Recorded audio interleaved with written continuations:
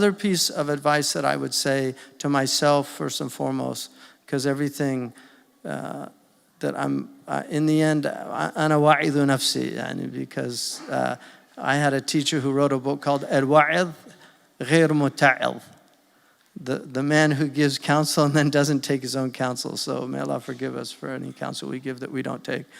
But it is one of the biggest problems on this planet is people in other people's business. And the Prophet ﷺ, he said in a hadith that Abu Dawood put as one of the 4 hadiths around which the entire religion revolves, and it's min husni Islam al-mar'i tarkuhu la ma la ya'nihi.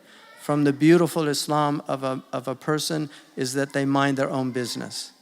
They leave what does not concern them.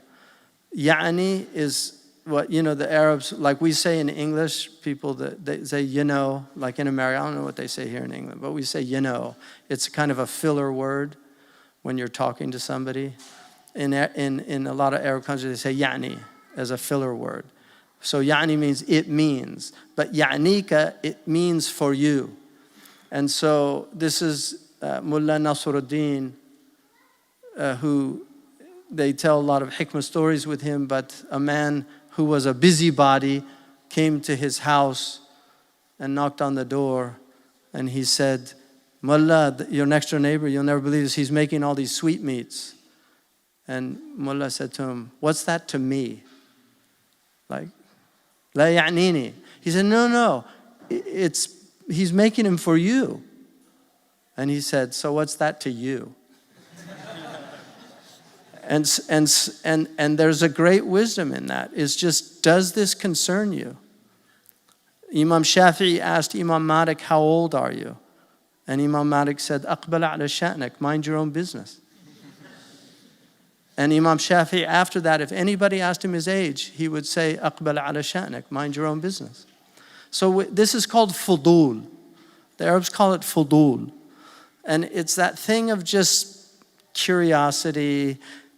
We have I don't know your version of this, I think it's The Sun, but we have a magazine in America called The National Enquirer. And their tagline for it is, inquiring minds want to know. You see. And so it's just asking about things that are of no concern to you. And so we would really be a much healthier society if people just minded their own business. And that's a great piece of advice from our beloved Prophet ﷺ, is think about really, does this concern you? There are things, if you're not an alim, Imam al-Ghazali said the worst thing that a commoner can do is engage in debates about knowledge.